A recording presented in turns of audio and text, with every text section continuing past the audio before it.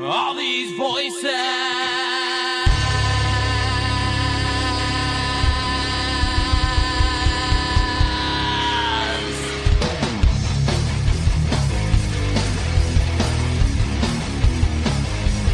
All these voices. All these things you can't explain. All these painful memories. They keep haunting you and daunting me. It's just a ghost of you and me. It's just a smoke and gasoline. It's just a ghost of you and me. Of you and me.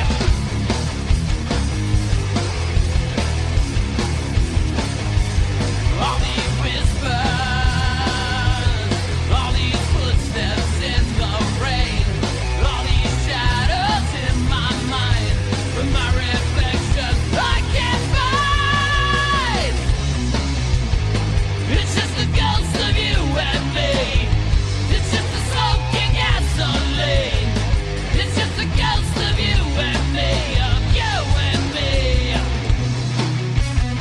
Don't let them take you away. Don't let them bring you down inside. It's just the mirrors in your mind. Don't let them bring you down.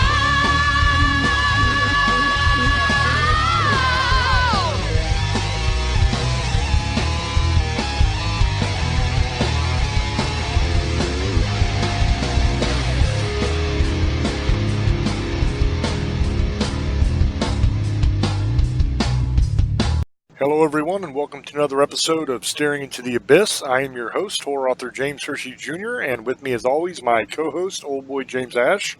How you doing, brother? I'm doing pretty good. How's everybody tonight?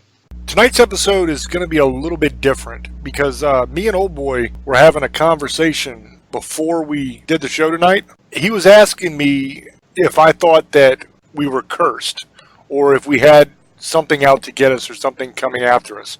And we'll get into that here in a little bit. What started that conversation was we were talking, and he was asking me what had been going on and what I've been doing. And I told him that me and the old lady just finished watching Demon House, that new documentary thing that Zach Baggins did. And he asked me what I thought of it. And it was all right, I guess. To me, there was a lack of evidence. That's the one thing I'll say about Demon House. One thing I don't like is when there is too many cutaways and these dramatic scenes. You know, like he'll say something that he wants to be spooky, and then all of a sudden it'll cut away to some dirty door slowly creaking shut, and it's eerie music playing, and there's too much of that stuff going on in the documentary for my taste, because it's almost like they're trying to force you to be scared. They're trying to say, oh, look, this is scary. You can tell it's scary because we put scary music here and we made a door creaker or we showed dirt or something. To me, that's kind of hammy. I don't really like that much. Another problem I had with it was if there were demons in that house. Okay, now, first of all, before I start this, let me say, I am not saying, and I'm not going to say, that there were not demons in that house. I am not going to say that Zach is full of crap. A lot of people say that stuff. I'm not going to say it. Here's why I'm not going to say it. I wasn't there. I do not know what happened there. I wasn't there. All I know is what I saw in this documentary, and that's what I'm going to comment on. I feel there was a lack of evidence. Now, I don't mean a lack of evidence as far as the story being fabricated or anything like that, because they had interviews with people. They had what was supposed to be a social worker, a cop, all this stuff. They had the actual people where Zach talked to them. So if those were the actual people, if that's the job that they actually did, we just have to take his word for it because I haven't verified any of it. All I did was watch it today. But let's say those are the people. I'm willing to say, okay, I take your word. That's what you're saying they are. Cool. So those are the actual people. We have interviews with those people stating what happened. That's great. What I mean by the lack of evidence is, and really to me, I guess it's a missed opportunity more than anything else. Because he brings people in to the house, they get sick, bad things happen to the people. So then he decides that he's going to lock himself in this house alone. He's going to board over the windows with plywood and all this stuff, I guess so he can't escape, or or something. I don't know what the point of that other than dramatics was, but that's what he decides he's going to do. That's fine if while you're in there you're going to do an investigation. You're going to actually try to get some evidence. You want some photographic evidence. You want some audio evidence. You should be doing spirit box work. You should be doing something other than just sitting there. We don't ever see that. We don't ever see any pictures, any real evidence of anything happening. Now, there's a scene in there where there's this black shadowy thing that appears to go on the side of the camera for a second. To me, it looked like the cameraman's hand. They had an expert come on that says it couldn't have been the cameraman's hand for whatever reason. That kind of was convoluted, didn't make a whole lot of sense.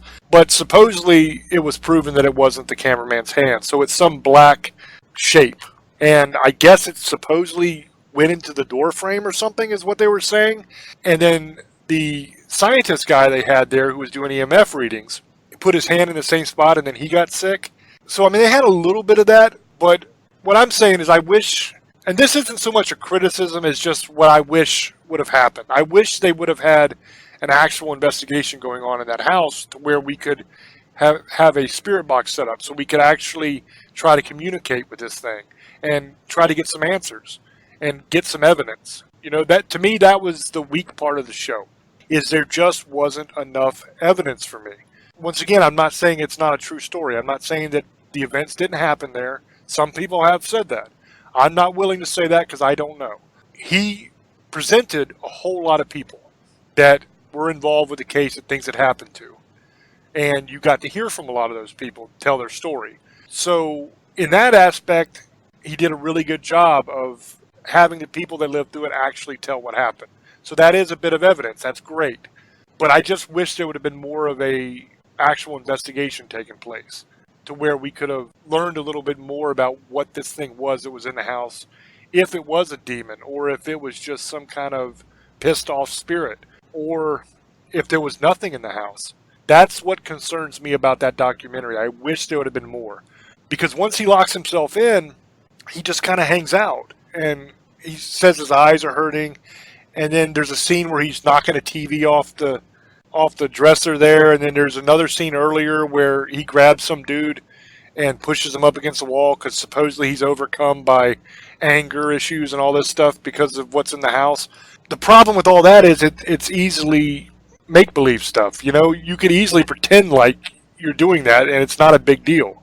I'm not saying that's what he did because I don't know. I'm not trying to cast aspersions upon Zach and say that's what he did. I don't have any idea. It very well could have been real, exactly as he showed it.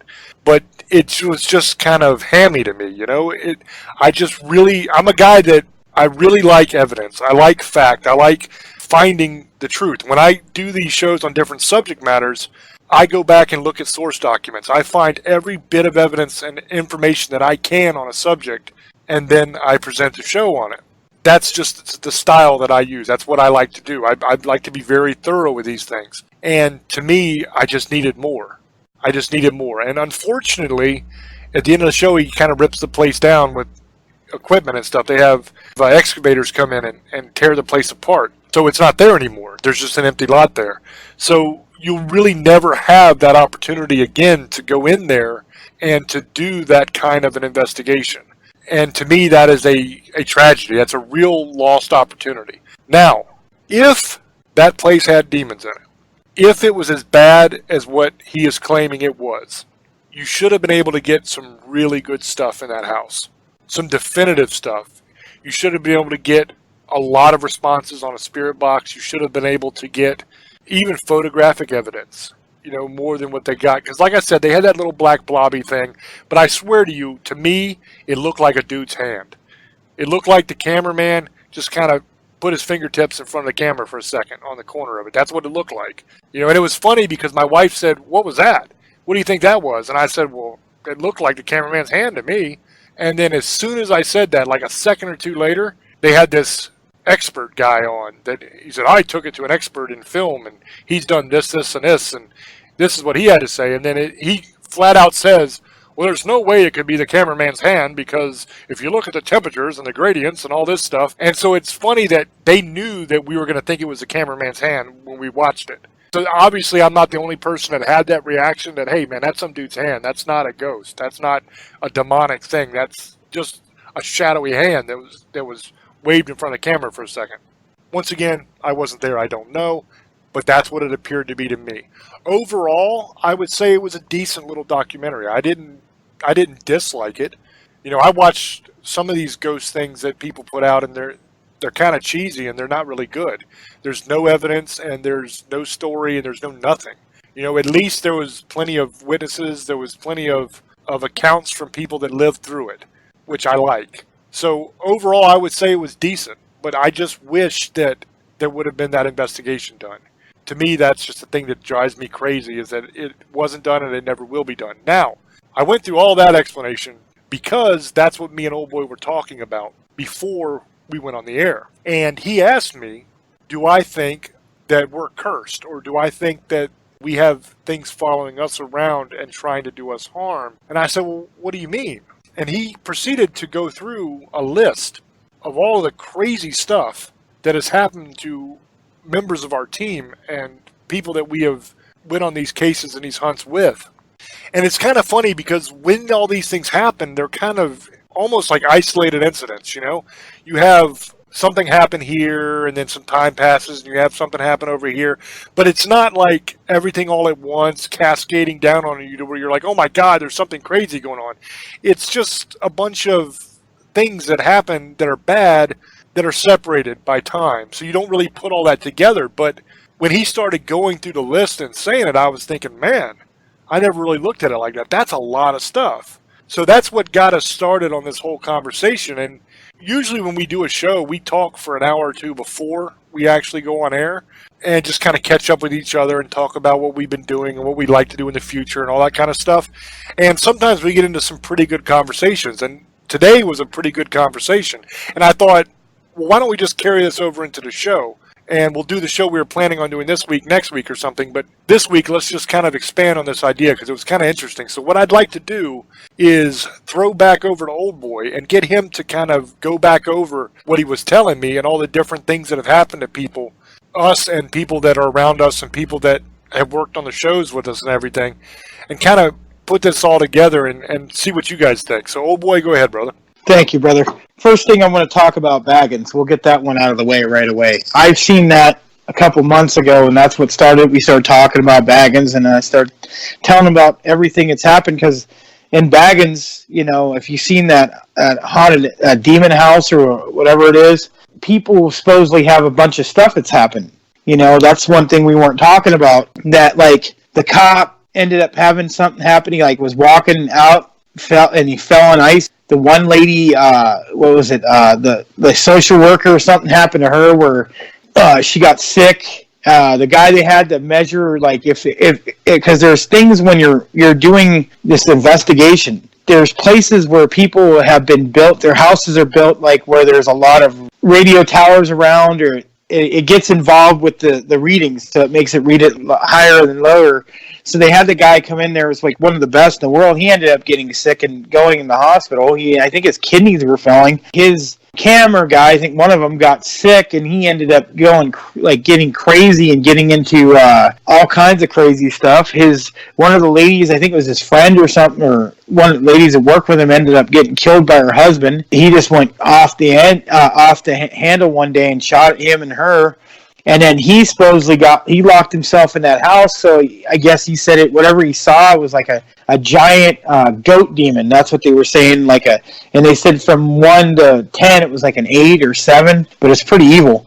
So he saw it. It pretty much made him have eye problems, and he was sick, and he didn't even know if he wanted to do this anymore. So he got rid of the house so it wouldn't hurt anybody, and he took it to his museum in Las Vegas now. He's got certain parts of the house, I guess, like the steps. I guess he put that in there, and he's got like the door and all kinds of stuff there. But I'm going to go there one time, but it's kind of expensive, guys. Like $45 now to go in there and check everything out, because he's got stuff from The Conjuring and that demon house and all kinds of stuff. So go check it out.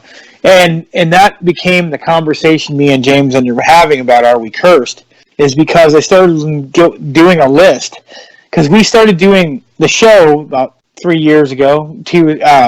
Staring into the abyss, almost 3 years now. nothing ever was going on. We started doing this ghost stuff about I've had experience before, but I really got into it now with Tales of the Abyss and Shadows Pit and Shadows Mafia and them, and I started going out with them.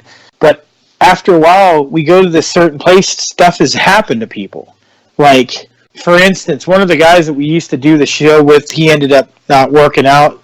Not going to bring his name up, but he ended up, like, I think right after that, got in an accident, had some other stuff happen to him. James has had stuff happen to him. He got stung by bees, and his wife ended up getting sick and having her gallbladder taken out. His dad got sick. It damaged. After that, his house got damaged. I got in an accident. I've got sick. I had something happen. It's legal. I can't talk about it now, but that's happened. So I've had things happen. My girlfriend last year got in an accident, and a couple months before that was hit by somebody. Our camera guy, he had some unfortunate things happen with his personal and other things. He got attacked too. He was one of the guys that got attacked at the Redlands place. Another one of our medium, he got in an accident. He got something happened in his house. Somebody he had rented a house from somebody, and they had issues with somebody that used to go there, date or something, and they went to his house and smashed up his windows. And then when before he moved there, his wife had her car out there. They scratched it all up with what do they call them, a key. Did all kinds of damage to the car. Something happened with her at work too. Another one, our other girl, she broke her foot just like a month and a half ago. She was walking, I guess, or getting out of bed. And she had those weights, those weights you have, and she accidentally kicked it, broke her foot or toe or something like that. And then she had something go on with her personally. I don't want to bring people's personal stuff out here. I'm just saying it like that so you guys understand. I'm not going to go, oh, well, it was because of this. I'll say like accident stuff like that, but I'm not going to get into personal things because it's not my business to do that. But yeah, pretty much almost every one of our crew have had something bad happen to us or things happen to us, people around us. And that's why I was telling James, and we started adding stuff up, and even some of the people over there has had some stuff over. He could talk about that after we're done there, about what he was telling me about some stuff that's going on over there, and with the Tales of the Abyss out in the East Coast. Yeah, we've had other people just weird things have happened. Like some people just didn't work out. We had other people, and like something happened to them after they quit, or they went. One of the guys went out there and he never was the same after one night. He had something happen. He got sick. He was the only one. And then after that, he just never was the same. He ended up quitting. We had people just do off-the-wall things on top of that. It's just been really weird. And it still happens somewhat. Some of us are still having problems, still things happening. I can feel things watching me. But that's what you get. That's what I get. I knew what I was getting myself into, you guys. I'm very extreme at what I do. Not a lot of people challenge ghosts like I do, and James does. So there's probably some that don't like us. In Victorville, they don't like us. That whatever the hell is there doesn't like me and James Hershey, and it doesn't like our crew because it ripped off one of our crew's crosses, and it didn't have no effect. So whatever this thing is that doesn't have any effect on it. This thing's probably higher level, probably 10. I'm going to say 9 or 10, or possibly on the evil scale. It could be something we don't even know. I mean, I don't want to get into what it is, but it kind of mixes into what's going on. I kind of do believe some of what Zach Baggins is going through. I think, there's always exaggerations when you have stuff on TV. That happens, just like the other one where the guy bought the debit box and then I don't know if James has seen that one, but it was on. I watched it on Amazon, and he did the debit box in his house, and then things started going on, like at night all the time, knocking over stuff. His house was just getting haunted, and then he ended up going and moving out and living with his parents. I don't know if I believe it, because like I said, it's hard to believe anything that's on TV, especially with a lot of stuff that's happened with American. With the ghost shows that they're, ghost hunters, and some of the stuff that's been called fake, and they've proven some of it, not with Zach Baggins, but people who used to do it. People have been called out, just a lot of stuff. There's a lot of other shows too, But people like to fake things because they want to become famous. They want to prove that there's something. Doesn't matter if there's something there. They'll make sure that it's there. They'll lie about it. You know what I'm saying? I'm not saying these people lie, but some of this stuff is exaggerated. Some people do it to make so you watch it. Because you wouldn't watch it if it wasn't exciting and had something, you know, an interest you. You would be like, oh, this show sucks. I don't want to watch it anymore. So you're going to get off and you're not going to pay attention to it no more. So that's why I'm telling you, like with us, we don't fake it. I mean, we just give you live information. We go out there and we do our thing. We record it. Yes, it gets put together, but we're not faking anything, and we're not falling on the ground and acting like something attacked me when it didn't, or something's coming to my house. Stuff bothers me all the time, and I just don't talk about it. Bothers my girlfriend. My girlfriend can see things and feel things. I deal with the supernatural all the time. So does James. He deals with it. It's something in our life. It's in our blood. Maybe we were a long time ago. Our ancestors did this stuff, or before we were here before. You never know. But like I said, this stuff is this comes with the territory.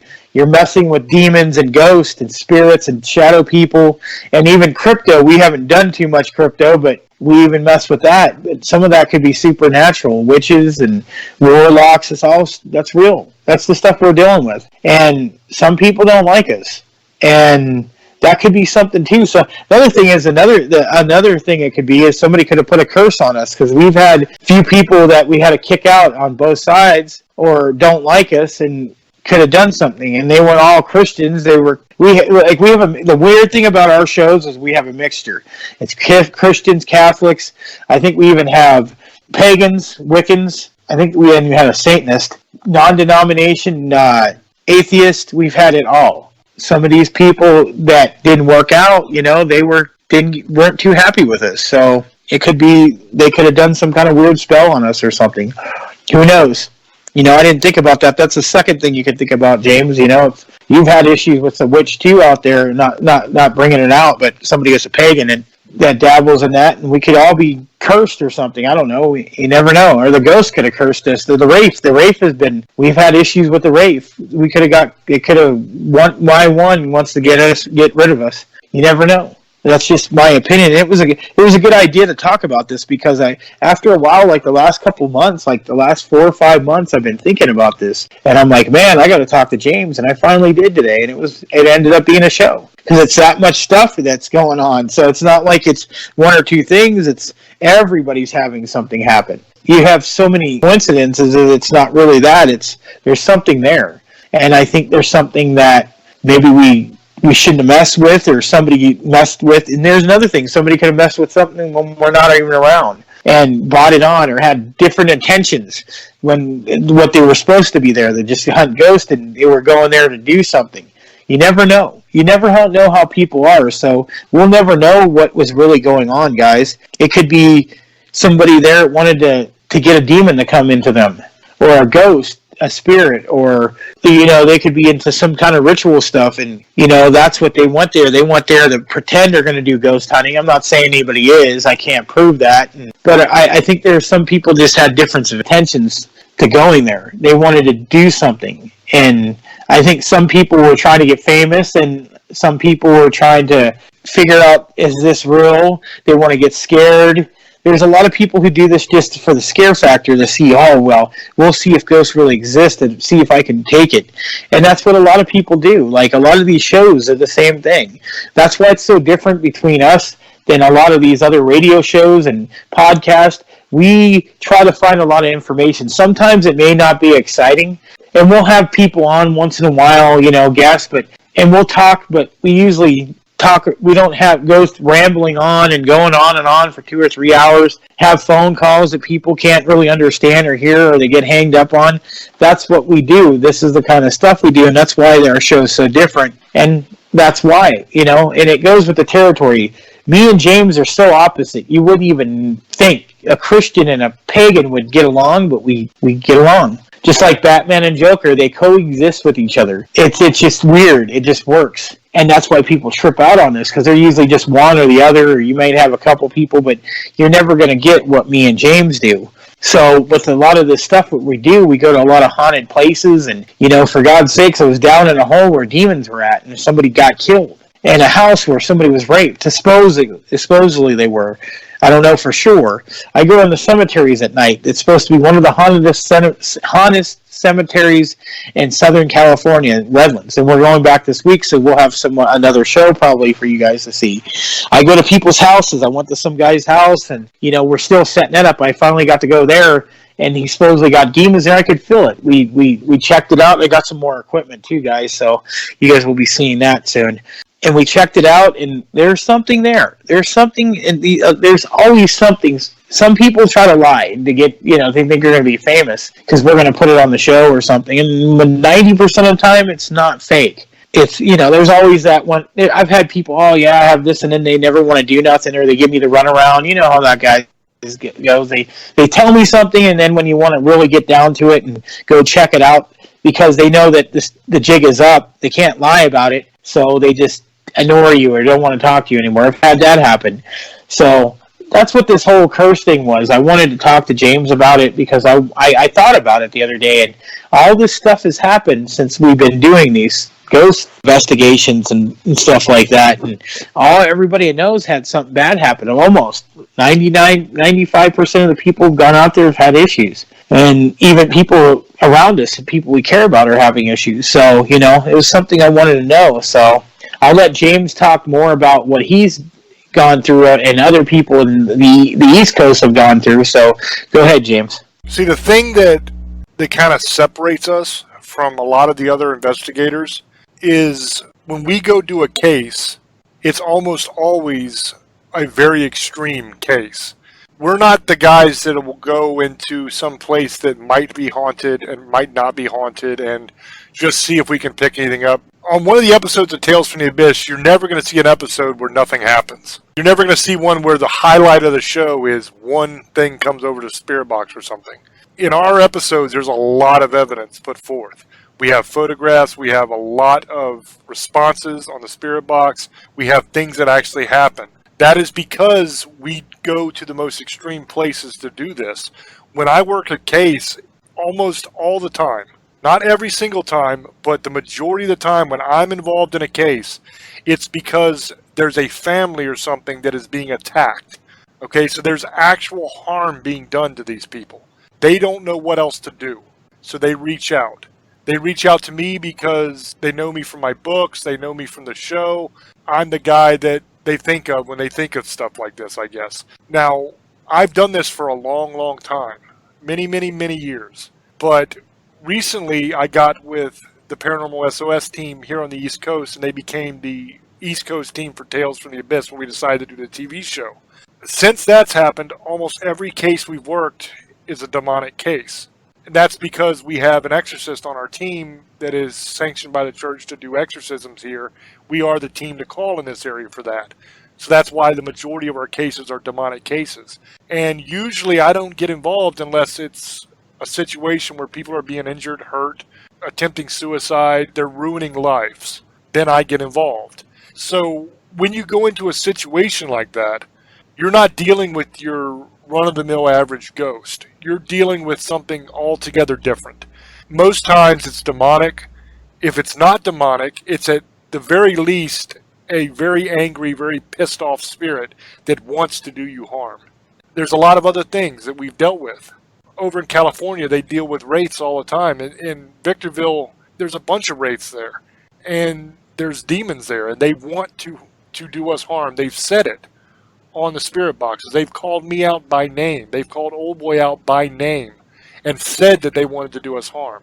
So you have that situation you're walking into where it's a volatile, dangerous situation to start with. These things that we're going up against are extremely powerful, and they are looking to hurt us, and they're looking to hurt the people that live in the home. So when you're in a situation like that, you have to be extremely careful, because those things can follow you, and they can attach, and they can really mess you up. And see, people don't really understand about attachments. A lot of people don't. They think that when you're dealing with, especially with demons, that you're going to get possessed. That's the danger. You're going to go in and they're going to possess you. Your head's going to spin around. You're going to start projectile vomiting green pea soup across the room. You're going to look like Linda Blair. You're just going to be all scary looking. Your eyes are going to roll back like the Undertaker. It's going to be a nightmare. That's what they think of when they think of demons. But actual possession is extremely rare. It's not something that happens very often at all. The majority of the times, what you're dealing with is attachments, and there's a whole bunch of different kinds of attachments. It's not as simple as, hey, this thing attached to me, so now all I got to do is this, and I'm cool. There's so many different kinds. Some of them are really, really bad, to where they're destroying your life, they're making you sick, they're hurting people you love, they're messing with your finances. There's that side of it that's horrible. There's also attachments where they're trying to get you into accidents, making cars pull out in front of you. I've had people attack me because the demon couldn't get me, so it got somebody else to attack me. They work like that too. So you have that. And then you also have attachments where you have ghosts or other things that will attach to you and follow you around, but they don't actually mean you any harm. Sometimes they even want to look out for you. You have that happens as well. So there's a whole bunch of different kinds, and one day we will do a show just on attachments, and we'll really get into a lot of detail and explain all this, because it's just way too long for right now.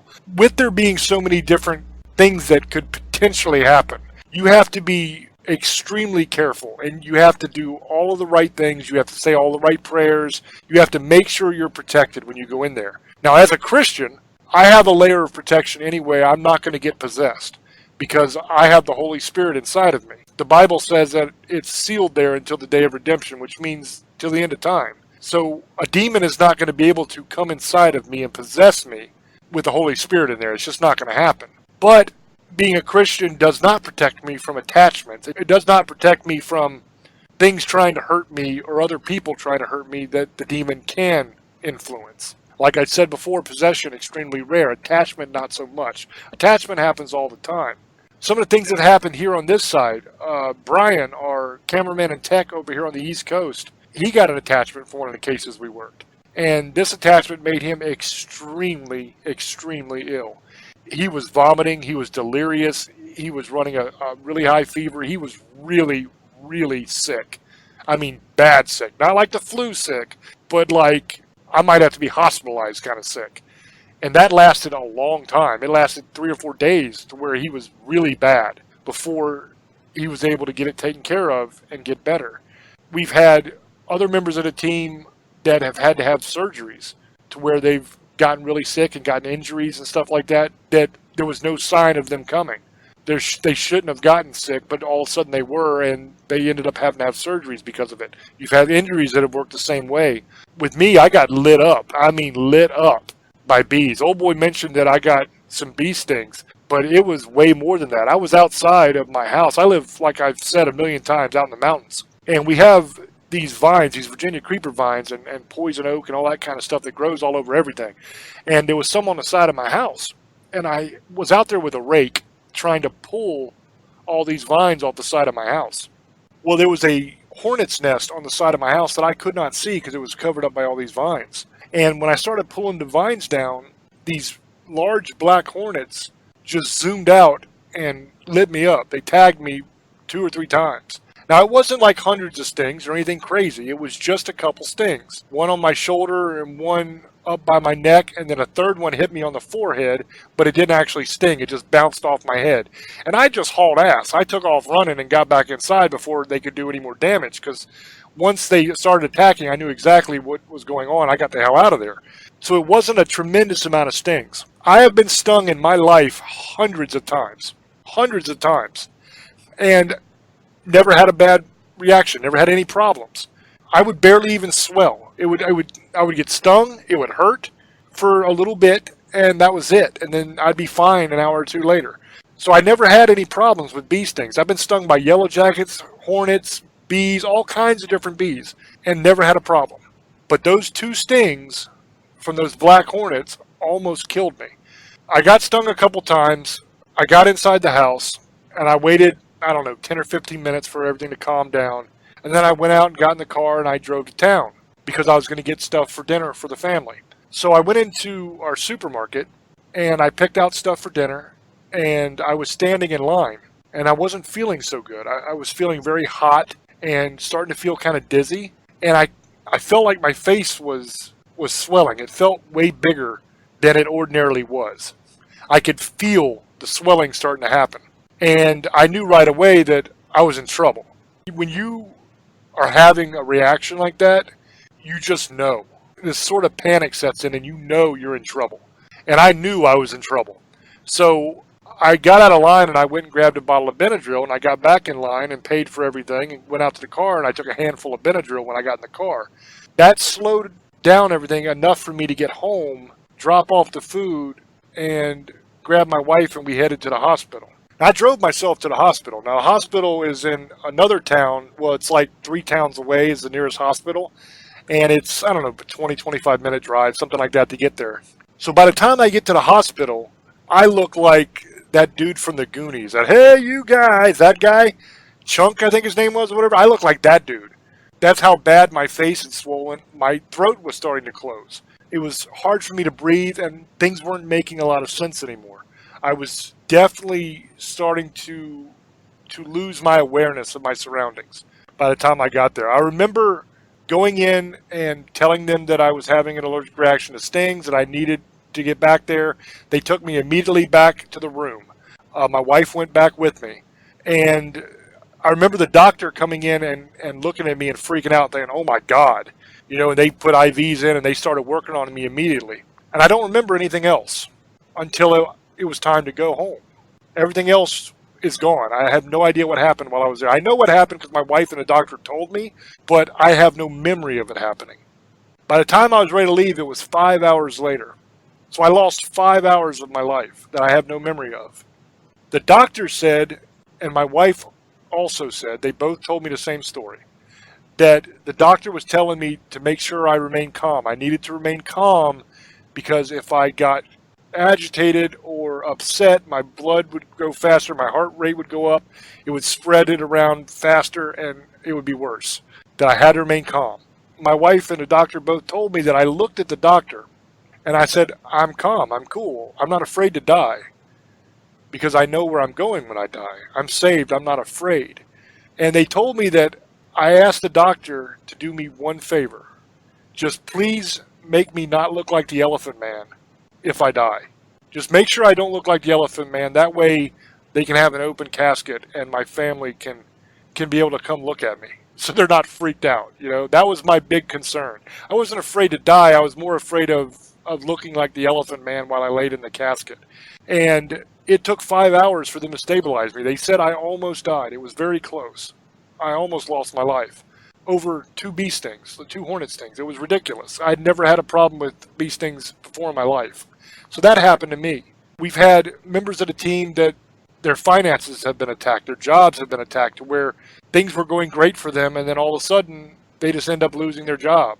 And they're trying to find another job, and all this bad stuff's happened. So when you add all of this together, and you really think about it as a whole, it kind of makes you wonder sometimes, because like I said, we go into situations that any normal, sane person wouldn't go into because it's a very dangerous situation that we're walking into.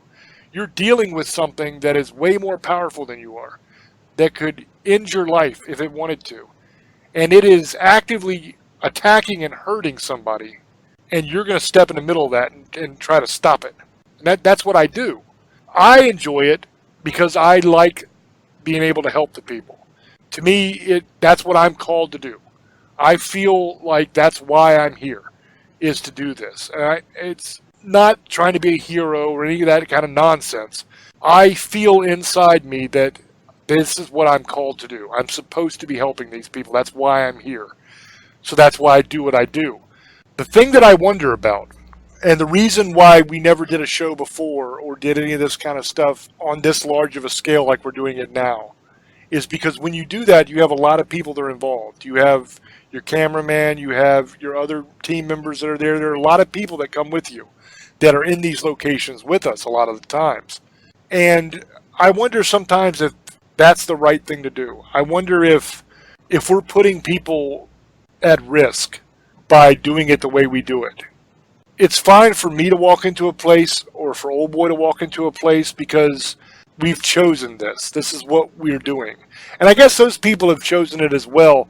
And who am I to say? If somebody else feels called to do this, then they should do it. But that's what concerns me, is I don't want other people to get hurt. And it seems like a lot of people tend to get hurt in these situations. Because, like I said, man, you got to be so careful when you go into this stuff. Got to make sure you know what you're doing. You got to make sure you know how to protect yourself.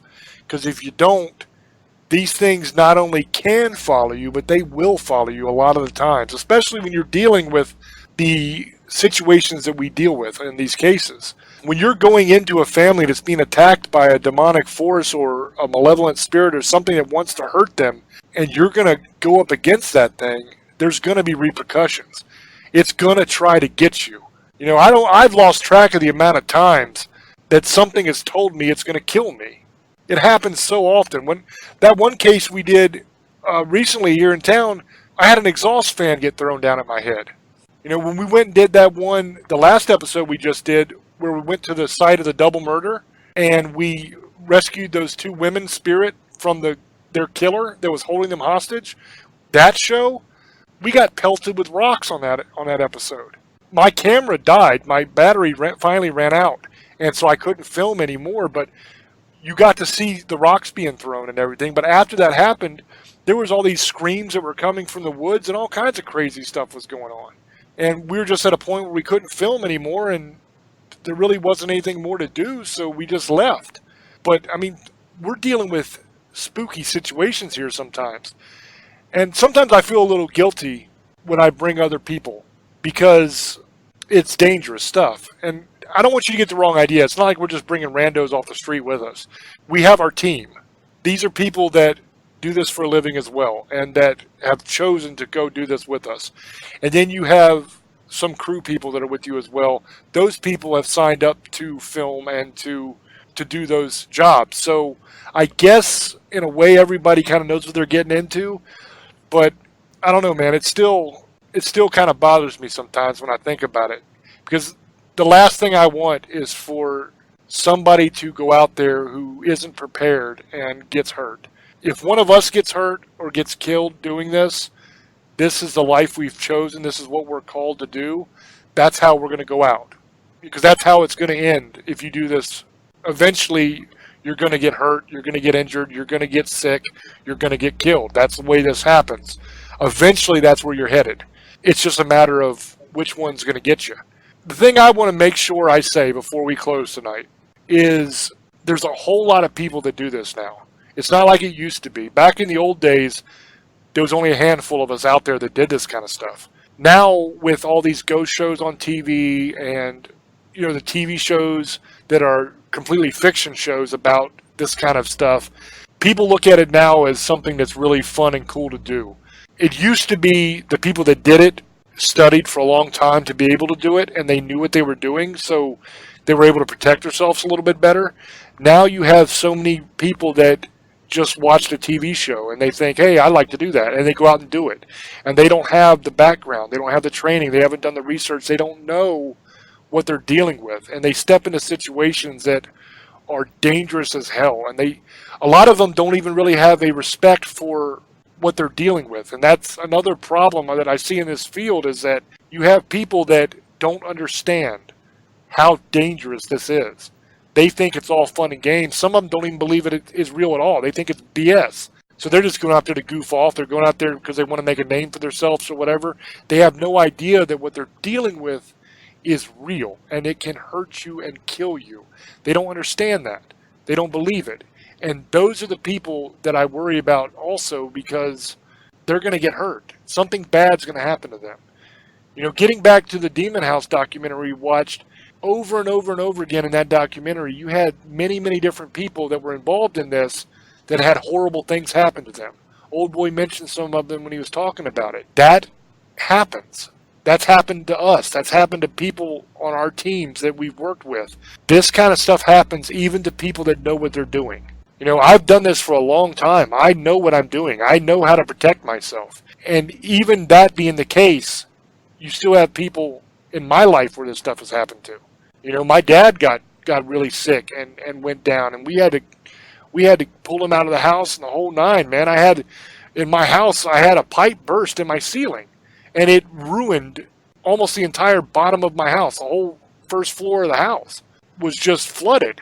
And that was a tremendous amount of work and money to fix all that.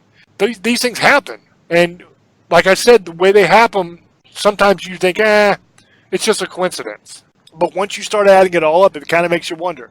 Now, I'm not going to say we're cursed. I'm not going to say that all of this stuff that happened to us is supernatural, because I can't prove that to you. I have no way to prove that. But what I will say is it's one hell of a big coincidence then.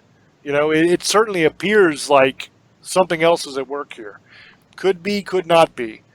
That's kind of the bed that we've made by doing what we do. You know, because I've done this most of my life. I'm not going to stop. You know, I don't go out there just trying to get a voice here or there just for the fun of it, or to try to capture something so that I can put it on TV. I'm going and I'm helping families that are being attacked and stuff like that, and I will never stop doing that. As long as there is breath in my body, I will keep fighting that fight, because it's a fight that's worth fighting.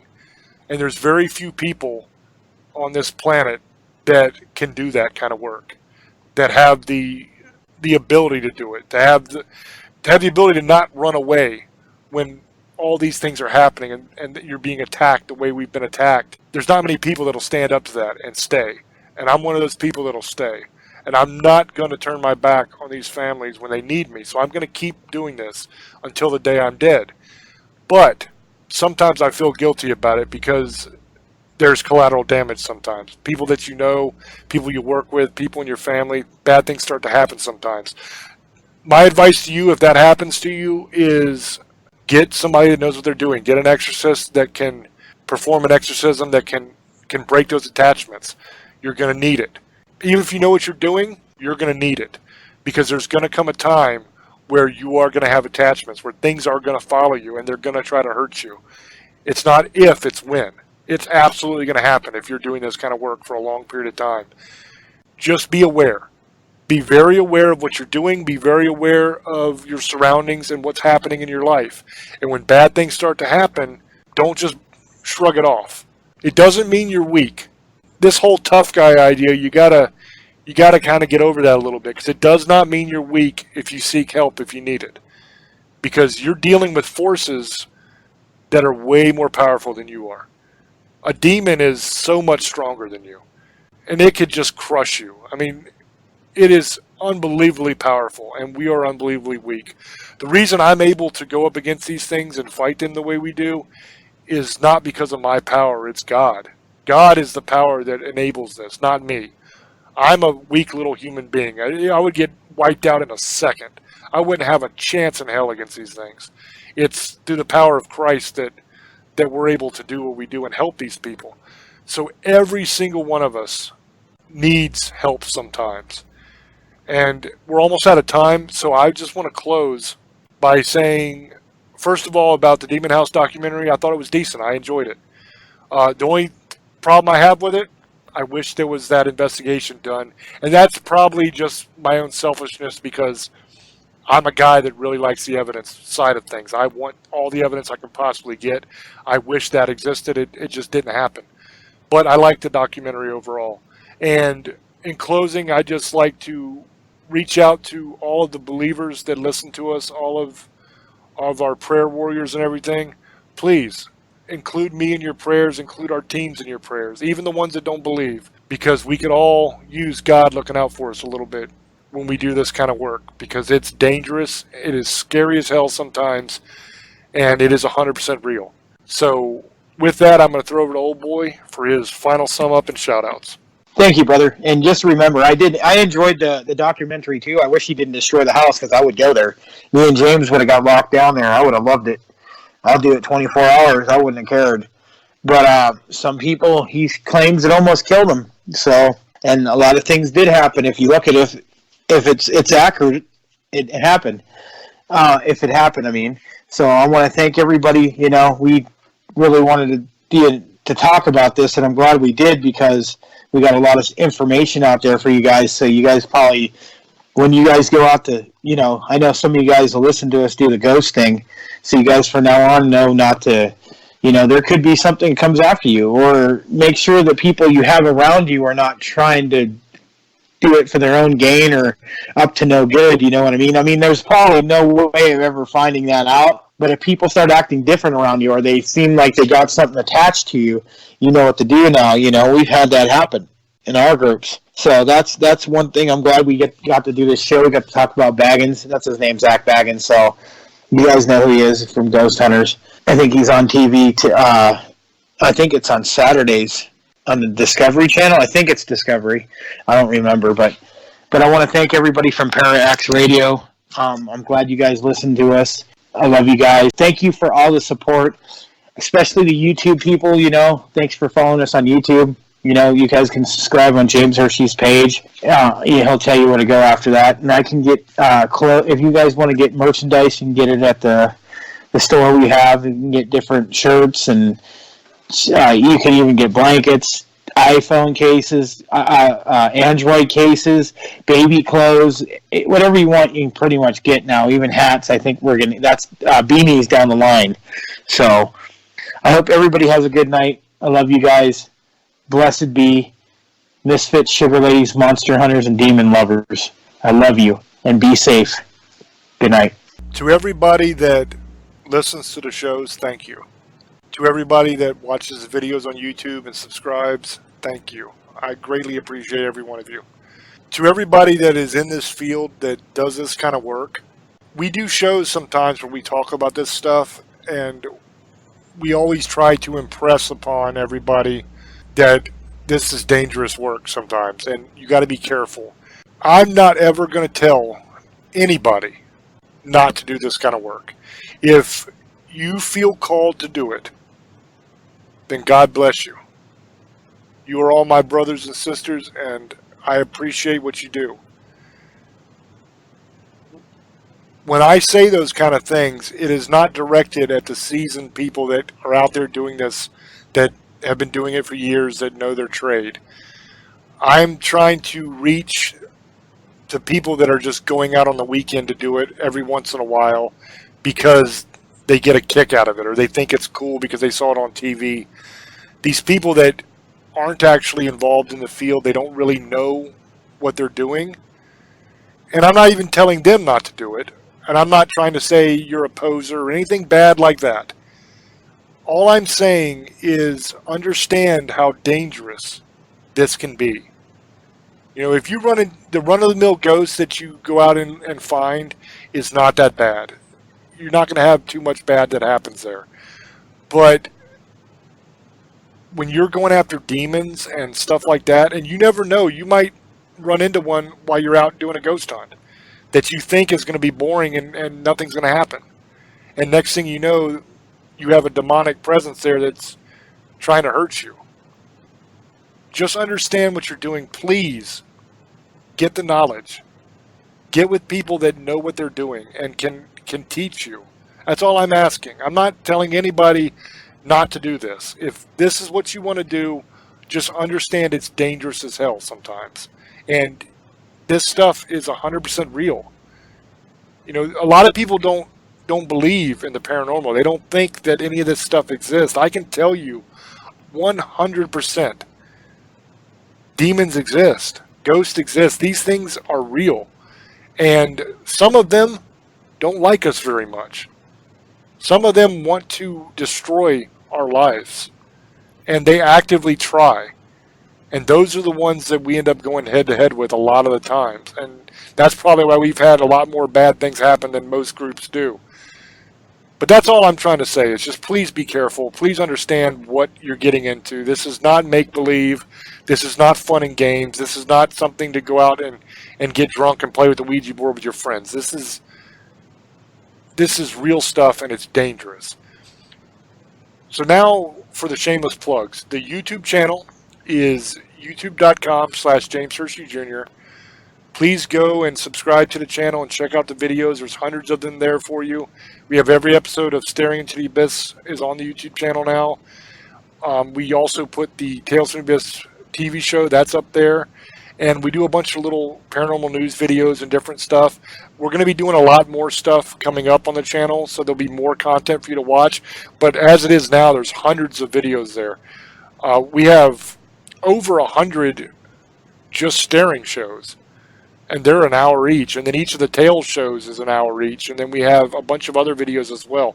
So please go and enjoy that. It's 100% free for you, and we put it there for you guys to enjoy it. And each video has a comment section that you can comment in there.